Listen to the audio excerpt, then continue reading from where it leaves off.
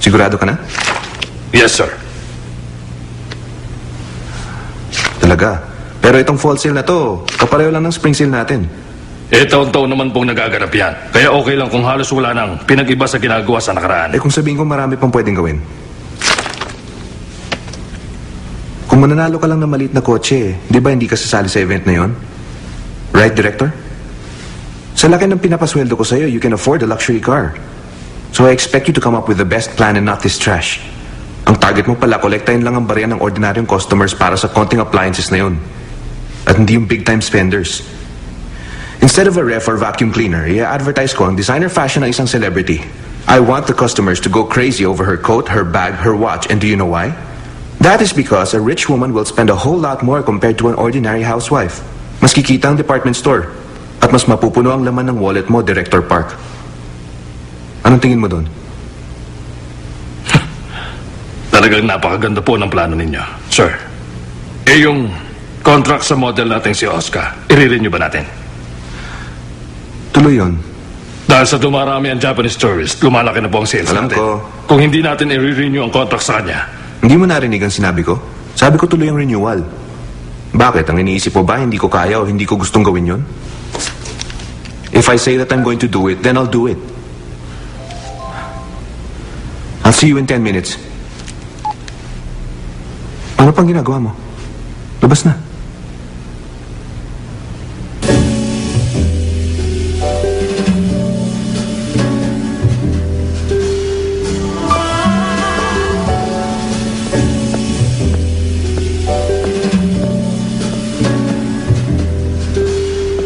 Kailan ba yung huli mong commercial, Oscar? May 1 taon na ba? Ba't mo tinatanong? Ang daming bagong artistang sumusulpot sa TV.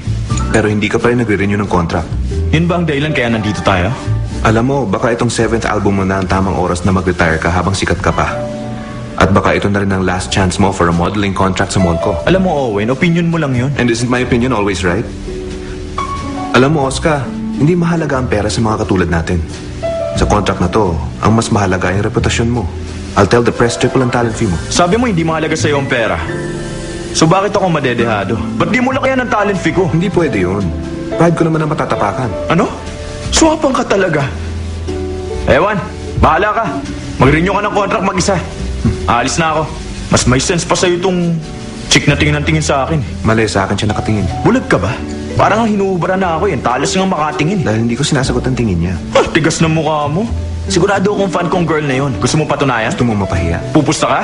Gusto mo tanungin ko siya? Sigurado matatalo ka. Pumunta ako ditong may kadate. Ano?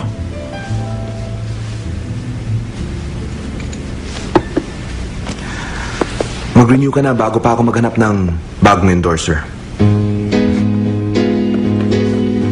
Hoy, teka! Di ba ikaw magbabayad?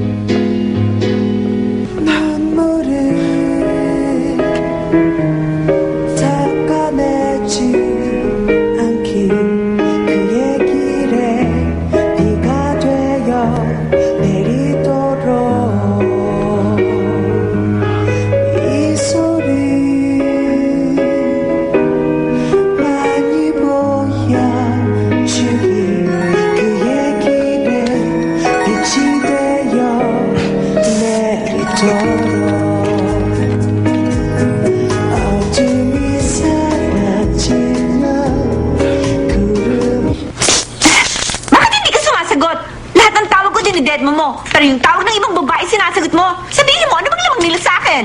Mas sexy ako sa kanila at ang ganda ng legs ko. Makinis naman ako Hindi mo ako pwedeng hiwalayan. Hoy, Oscar, nasa shooting ako ngayon at maraming reporters ang papunta rito. Kaya, sasabihin ko sa kanila tungkol sa relasyon natin. Naintindihan mo?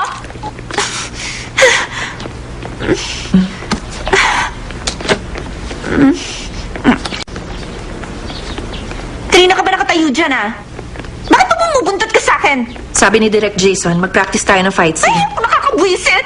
Bakit ilang libong beses ba natin inuulit yun, Dapat ma-perfect natin. Mahirap ang eksena at delikado ang routine. Kaya dapat kabisado mo. Sinabi ko bang sumagot ka? Ang kapal mo rin, O, sige na. Tara na! Gawin na natin! Okay, John! 1, 2, 3, 4. Ulitin pa natin. Wow! Okay. 1, 2, 3.